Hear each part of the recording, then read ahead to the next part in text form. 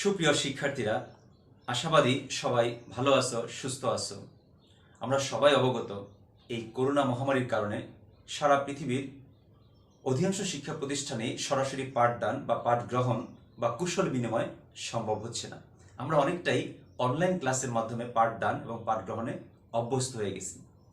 তবে আমি তোমাদের উপদেশ দিব যে নিয়মিত ক্লাসগুলো গুরুত্বের সাথে দেখে প্রয়োজনীয় জিনিসগুলো নোট করবা, যা তোমার সম্পদ হয়ে যাবে। তো আজকের অনলাইন ক্লাসে স্বাগতম জানাচ্ছি মোহাম্মদ রেজাউল করিম, সিনিয়র প্রভাষক, রসায়ন বিভাগ, মাইলস্টোন কলেজ, উত্তরা, ঢাকা। আজকের আলোচ্য বিষয় হলো রসায়ন প্রথম পত্রের দ্বিতীয় অধ্যায় গুণগত রসায়ন হতে। যে বিষয়টা আলোচনা করব, তোমরা নবম দশম শ্রেণীতে ধারণা নিয়ে এসেছো পরমাণুর গঠন সম্পর্কে। এজন্য তোমাদের আজকের ক্লাসটা অনেকটা সহজ লাগবে। তবে শুরু থেকে শেষ পর্যন্ত প্রত্যেকটা টপিকস খুব মনোযোগের সাথে দেখবা, পরে তোমরা নোট করবা। তো আমরা পরমাণু গঠন সম্পর্কে জানার আগে পরমাণু গঠন কাকে বলবো, যে 1897 থেকে নিয়ে 1932 খ্রিস্টাব্দ পর্যন্ত বিভিন্ন সময়ে বিভিন্ন বিজ্ঞানীরা পরীক্ষা নিরীক্ষার পর পরমাণুর গঠন সম্পর্কে তাদের নিজ নিজ মতবাদ প্রকাশ করেন, যাকে আমরা পরমাণু মডেল বলতে পারি। তো বিশ্ব বিজ্ঞানীদের কাছে যে সকল পরমাণু মডেল স্বীকৃতি পেয়েছে তাদের নাম এবং তার প্রকাশকাল আমাদের জেনে রাখা প্রয়োজন। চলো আমরা দেখি কয়েকটা উল্লেখযোগ্য পরমাণু মডেল। যেমন থমসন পাম্পোরিং পরমাণু মডেল, যেটা 1898 খ্রিস্টাব্দে প্রকাশিত হয়। রাদারফোর্ড পরমাণু মডেল, যা 1911 খ্রিস্টাব্দে প্রকাশিত হয়। বোর পরমাণু মডেল, যা 1913 খ্রিস্টাব্দে প্রকাশিত হয়। বোর সমারফিল্ড পরমাণু মডেল, যা 1916 খ্রিস্টাব্দে প্রকাশিত হয়। এবং তরঙ্গ বলবিদ্যা পরমাণু মডেল, যা 1924 খ্রিস্টাব্দে লুই দ্য ব্রগলি কর্তৃক প্রকাশিত হয়। আমরা সবগুলো পরমাণু মডেল সম্পর্কে ধারাবাহিকভাবে জানবো। তবে আজকে আমরা আলোচনা করব রাদারফোর্ড পরমাণু মডেল নিয়ে। এই সম্পর্কে আমরা আজকে বিস্তারিত জানার চেষ্টা করব। জে থমসনের পরমাণু মডেল হতে জানা গেল যে পরমাণুতে ইলেকট্রন এবং প্রোটন আছে। তো জে থমসনের পরমাণু মডেলের নিশ্চিত প্রমাণের উদ্দেশ্যে বিজ্ঞানী রাদারফোর্ড 1911 সালে তার বিখ্যাত আলফা কণা বিচ্ছুরণ পরীক্ষাটি সম্পন্ন করেন। তো এক্ষেত্রে সে যে কাঁচামালগুলো ব্যবহার করেন তার মধ্যে উল্লেখযোগ্য হলো উচ্চ গতিসম্পন্ন তেজস্ক্রিয় রশ্মি আলফা পার্টিকেল বা আলফা কণা। তাই আমাদের জানা দরকার তেজস্ক্রিয়তা কি বা তেজস্ক্রিয় রশ্মি কি। তো আমরা জানি যে বিজ্ঞানীরা এই পর্যন্ত প্রায় 118টি মৌল আবিষ্কার করতে সক্ষম হয়েছেন। তো এই 118টি মৌলের মধ্যে যে সকল মৌলের নিউক্লিয়াসে নিউট্রন সংখ্যা প্রোটন সংখ্যার চেয়ে অনেক বেশি হয়, তারাই কিন্তু তেজস্ক্রিয়তা প্রদর্শন করে। যেমন পর্যায় সারণীর মৌল লেড, যার পরমাণু সংখ্যা 92, 82 থেকে শুরু করে অর্গানেসন, যার পরমাণু সংখ্যা 118, এই মৌলগুলো কি মোটামুটি তেজস্ক্রিয় হয়ে থাকে। তার মধ্যে কিছু মৌল প্রাকৃতিকভাবে তেজস্ক্রিয় আর কিছু মৌল কৃত্রিমভাবে তেজস্ক্রিয়। তা কৃত্রিমভাবে আবিষ্কৃত মৌলগুলো কৃত্রিম তেজস্ক্রিয়তা প্রদর্শন করে। তো যে সকল মৌল তেজস্ক্রিয়তা প্রদর্শন করে তাদেরকে বলতেছি কি আমরা তেজস্ক্রিয় মৌল বা তেজস্ক্রিয় আইসোটোপ। যেমন তেজস্ক্রিয় মৌল থেকে এই তিন ধরনের তেজস্ক্রিয় রশ্মি বিকিরণ হতে পারে: আলফা রশ্মি, বিটা রশ্মি, গামা রশ্মি। তো কারা তেজস্ক্রিয়তা প্রদর্শন করবে? বলেছিলাম যে যাদের নিউক্লিয়াসে প্রোটন সংখ্যার চেয়ে নিউট্রন সংখ্যা প্রায় 1.5 গুণের মতো হয় বা তার কাছাকাছি হয়। যেমন একটি মৌল লক্ষ্য করি আমরা, রেডিয়াম, যার পারমাণবিক সংখ্যা 88, ভর সংখ্যা 226। এখানে প্রোটন সংখ্যা 88, নিউট্রন সংখ্যা 138। তাহলে এখানে তাদের রেশিও আমরা পাই 88:138 করলে পাই 1:1.57, যেটা কি প্রায় 1.5 গুণের কাছাকাছি। এই জন্য এই রেডিয়াম কি একটা তেজস্ক্রিয় মৌল। তাহলে তেজস্ক্রিয় মৌল কাকে বলে? যারা তেজস্ক্রিয় রশ্মি বিকিরণ করে তাদেরকে বলতেছি আমরা কি তেজস্ক্রিয় মৌল। আর তেজস্ক্রিয় মৌল থেকে বিভিন্ন ধরনের রশ্মি নির্গত হওয়ার যে ঘটনা তাকে বলতেছি কি তেজস্ক্রিয়তা। তো তদ্রূপ একটা তেজস্ক্রিয় রশ্মি হলো কি আলফা রশ্মি। তাহলে আমরা লক্ষ্য করি যে রেডিয়াম পারমাণবিক সংখ্যা 88, ভর সংখ্যা 226, এটা নিউক্লিয় পরিবর্তনের মাধ্যমে পরিণত হয় রেডন 86,222 প্লাস আলফা পার্টিকেল, যেটা একটা হিলিয়াম নিউক্লিয়াসের সমান। এখান থেকে যদি দুটি ইলেকট্রন অপসারিত হয় তাহলে পাচ্ছি কি দ্বিধনাত্মক হিলিয়াম নিউক্লিয়াস।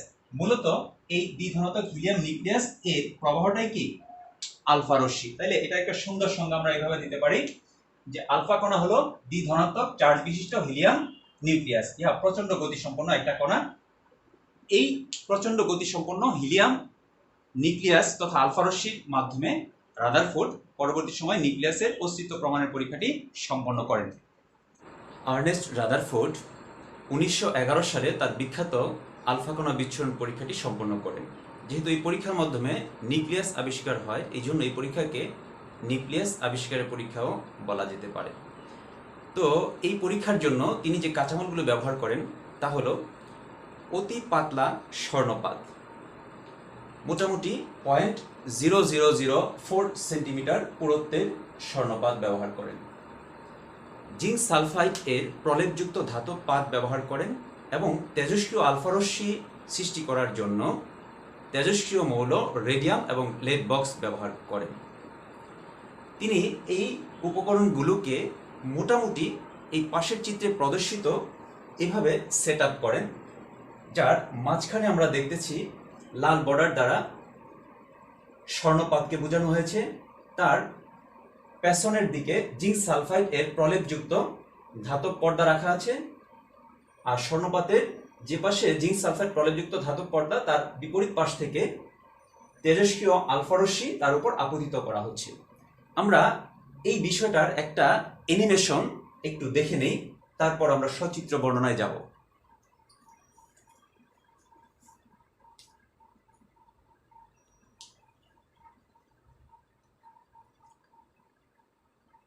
তোমাদের এখানে প্রশ্ন জাগতে পারে যে আলফা কণা বিচ্ছুরণ পরীক্ষায় স্বর্ণপাত ব্যবহার করার কারণ কি। জেনে রাখো, স্বর্ণ অত্যন্ত নিষ্ক্রিয় ধাতু, তাই উচ্চ গতিসম্পন্ন আলফা কণা স্বর্ণপাতের উপর আঘাত করলেও কোনোরূপ বিক্রিয়া ঘটার সম্ভাবনা থাকে না। আবার স্বর্ণের সম্প্রসারণ ক্ষমতা অতি উচ্চ হওয়ায় একে সহজেই পাতলা পাতে রূপ দেওয়া যায়। দুটা কারণ। আবার তোমাদের কোশ্চেন জাগতে পারে যে আলফা কণা বিচ্ছুরণ পরীক্ষায় জিঙ্ক সালফাইডের পর্দা ব্যবহার করার কারণ কি। জিঙ্ক সালফাইড একটি প্রতিপ্রভ বা ফসফর পদার্থ, তাই এর উপর উচ্চ গতিসম্পন্ন আলফা কণা আঘাত করলে জ্বলজ্বল করে, দীপ্তিমান হয় এবং একটি আলোক দ্যুতি তৈরি হয়, ফলে সিদ্ধান্ত গ্রহণ করা সহজ হয়। তোমরা লক্ষ্য করছো বিষয়টা। এখন আসো আমরা এটার সচিত্র বর্ণনায় আসি। এখানে আমরা দেখতে পাচ্ছি উচ্চ গতিসম্পন্ন আলফা কণা যখন স্বর্ণপাতের উপর আপতিত হয়, তো অধিকাংশ আলফা কণা এই স্বর্ণের পাতকে ভেদ করে তার পিছনে রাখা জিঙ্ক সালফাইড পর্দাকে দীপ্তিমান করছে। তিনি পর্যবেক্ষণে আরো লক্ষ্য করেন যে খুব কম সংখ্যক আলফা কণা তার গতিপথ থেকে সামান্য বেগে জিঙ্ক সালফাইড পর্দাকে আলোকিত করছে। তিনি আরো লক্ষ্য করেন খুব কম সংখ্যক আলফা কণা তার গতিপথ হতে সোজা ইউটার্ন হয়ে পেছনের দিকে ফিরে যাচ্ছে। তো এই তিনটি পর্যবেক্ষণ তিনি করেন। পর্যবেক্ষণগুলো আবার আমরা রিপিট করছি যে অধিকাংশ আলফা কণা স্বর্ণের পাতকে ভেদ করে তার পেছনে রাখা জিঙ্ক সালফাইড পর্দাকে দীপ্তিমান করে। কিছু সংখ্যক আলফা কণা তার গতিপথ থেকে সামান্য বেগে জিঙ্ক সালফাইড পর্দাকে আলোকিত করে এবং খুব কম সংখ্যক আলফা কণা তার গতিপথতে সোজা বিপরীত দিকে ইউটার্ন হয়ে ফিরে যাচ্ছে।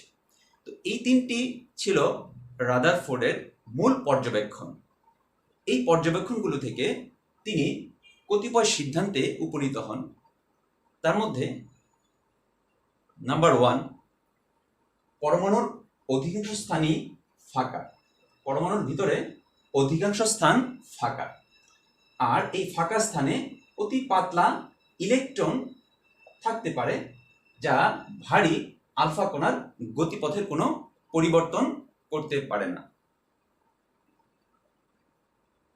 যেহেতু আলফা কণা পজিটিভ চার্জযুক্ত এবং বিকশিত হয়ে সামান্য বেগে চলে যায়, তাই পরমাণুর অভ্যন্তরে পজিটিভ চার্জযুক্ত কোনো বস্তু অল্প পরিসর জায়গায় পুঞ্জীভূত আছে। এটা তার দ্বিতীয় সিদ্ধান্ত। তার 3 নম্বর সিদ্ধান্ত হলো যেহেতু খুব কম সংখ্যক আলফা কণা গতিপথে সোজা বিপরীত দিকে ইউটার্ন হয়ে ফিরে যায়, তাহলে সেই ধনাত্মক চার্জযুক্ত বস্তুটি খুব ভারী এবং তার পরমাণুর কেন্দ্রে খুব অল্প পরিসর জায়গায় পুঞ্জীভূত আছে। তিনি এই ধনাত্মক চার্জযুক্ত ভারী অল্প পরিসর জায়গায় অবস্থিত বস্তুকে নাম দিয়েছেন নিউক্লিয়াস। এভাবেই বিজ্ঞানী রাদারফোর্ড নিউক্লিয়াসের অস্তিত্ব প্রমাণের পরীক্ষাটি সম্পন্ন করেন। রাদারফোর্ড তার বিখ্যাত আলফা কণা বিচ্ছুরণ পরীক্ষার পর 1911 সালে তার পরমাণু মডেলটি উপস্থাপন করেন, যেটা পরমাণু মডেলের জগতে এক যুগান্তকারী অধ্যায় ছিল। তার প্রস্তাবগুলোর মধ্যে প্রথম প্রস্তাবই ছিল প্রত্যেক পরমাণু ক্ষুদ্রাকৃতির গোলাকার কণা বিশেষ, যার দুটি অংশ থাকে। কয়টি অংশ? দুটি অংশ। একটি হলো পরমাণুর কেন্দ্র বা নিউক্লিয়াস, আরেকটি হলো পরমাণুর নিউক্লিয়াস বহির্ভূত অংশ। আমরা পরমাণু মডেলের একটা ত্রিমাত্রিক উপস্থাপনা এখানে দেখাইলাম তার মডেলের, আর এটা হলো একমাত্রিক বা সরলতম উপস্থাপনা। এখানে উভয় মডেলের মধ্যেই কেন্দ্র বা নিউক্লিয়াসকে চিহ্নিত করা হলো। এটা হলো নিউক্লিয়াস।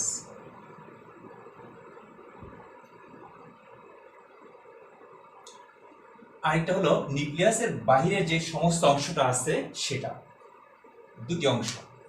এই নিউক্লিয়াস সম্পর্কে তার 2 নম্বর প্রস্তাবনা হলো যে প্রত্যেক পরমাণুর সমস্ত ধনাত্মক চার্জ এবং ভর এই নিউক্লিয়াসের মধ্যেই পুঞ্জীভূত থাকে, অর্থাৎ পারমাণবিক ভর মূলত নিউক্লিয়াসের ভরকেই বোঝানো হয়। তার তৃতীয় প্রস্তাব ছিল এই নিউক্লিয়াসের আয়তন সমগ্র পরমাণুর আয়তনের তুলনায় অতিশয় নগণ্য, অর্থাৎ এই নিউক্লিয়াসের আয়তনটা পরমাণুর আয়তনের তুলনায় একেবারেই ক্ষুদ্র। আমরা একটু তুলনা করে এভাবে উপস্থাপন করতে পারি, যেখানে পরমাণুর ব্যাস 1 × 10⁻⁻10 মিটার, সেখানে নিউক্লিয়াসের ব্যাস হলো 1 × 10⁻⁻15 মিটার। তাহলে এখান থেকে আমরা স্পষ্ট বুঝতে পারতেছি যে নিউক্লিয়াসের ব্যাসটা পরমাণুর ব্যাসের তুলনায় কি প্রায় 1 লক্ষ গুণ ছোট, অথবা নিউক্লিয়াসের চেয়ে পরমাণুর ব্যাসটা প্রায় 1 লক্ষ গুণ বড়। মোট কথা হলো পরমাণুর আয়তনের তুলনায় নিউক্লিয়াসের আয়তন অতিশয় নগণ্য। এই ছিল নিউক্লিয়াস সম্পর্কিত প্রস্তাবনা। তিনি বলেন যে সৌরজগতের সাথে তুলনা করে আরেকটা প্রস্তাব সে উত্থাপন করেন যে সৌরজগতে সূর্যের চারদিকে, অর্থাৎ সূর্যকে কেন্দ্র করে যেভাবে গ্রহগুলো তার চারদিকে ঘূর্ণনশীল বা আবর্তন করে, ঠিক তদ্রূপ পরমাণুতে এই নিউক্লিয়াসকে কেন্দ্র করে কতগুলো ঋণাত্মক চার্জযুক্ত কণা তার চারদিকে আবর্তন করে। এই ঋণাত্মক চার্জযুক্ত এই কণাগুলোকে সে নাম দিয়েছে ইলেকট্রন।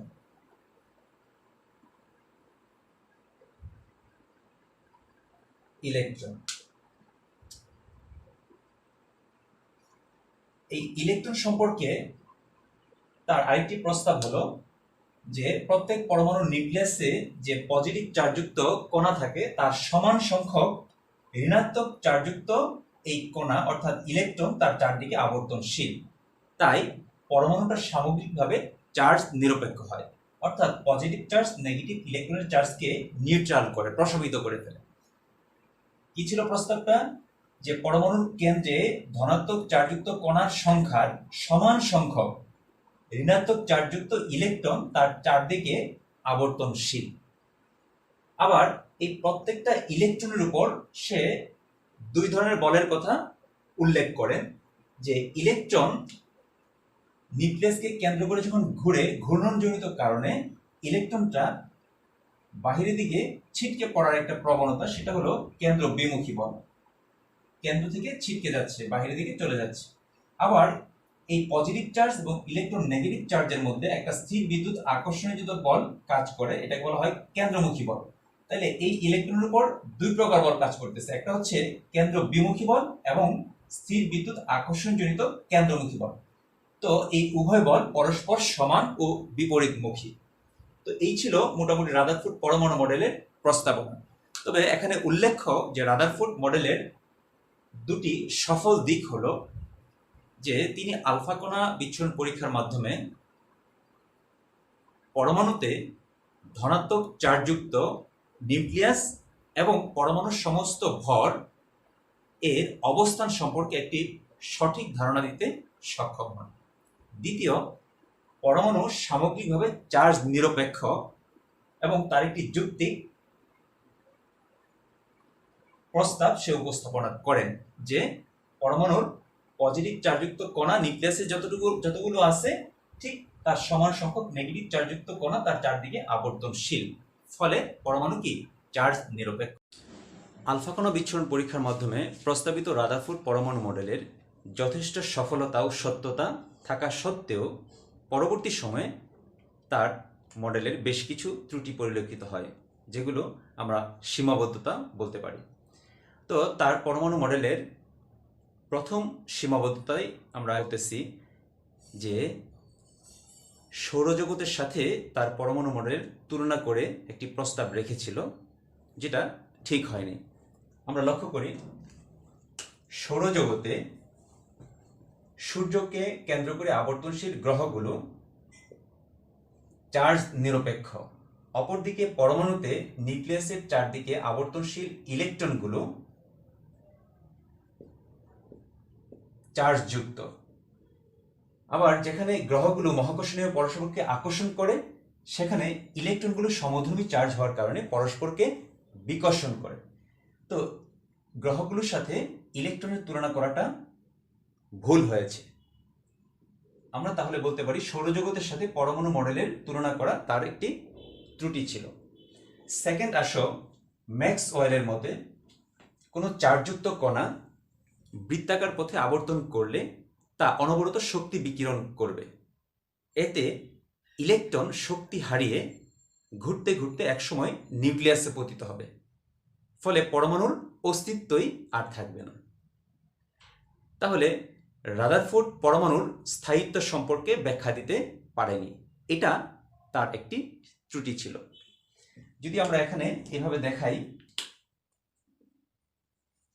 নিউক্লিয়াস আর এটা আবর্তনশীল ইলেকট্রন, যেটা একটা বৃত্তাকার পথে আবর্তন করতে করতে একসময় ঘুরতে ঘুরতে শক্তি হারিয়ে নিউক্লিয়াসে পতিত হবে।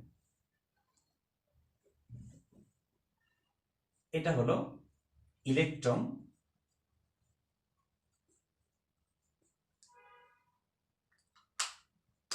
এটা হলো পরমাণুর নিউক্লিয়াস,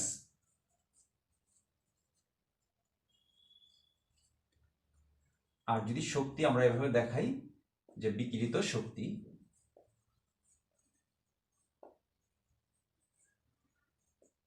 এইচ নিউ। বিষয়টা আবার আমি বলছি, নিউক্লিয়াসকে কেন্দ্র করে আবর্তনশীল ইলেকট্রন যখন ঘুরতে থাকে অনবরত শক্তি বিকিরণ করে, তাহলে একসময় ইলেকট্রন শক্তি হারিয়ে ঘুরতে ঘুরতে এই নিউক্লিয়াসে পতিত হবে, তাহলে পরমাণুর অস্তিত্ব আর থাকবে না। তাইলে এখানে আমরা রাদারফোর্ডের পরমাণু মডেলের একটা ত্রুটি হাইলাইটস করতে পারি, সেটা হলো রাদারফোর্ড পরমাণুর স্থায়িত্ব ব্যাখ্যা করতে পারেনি।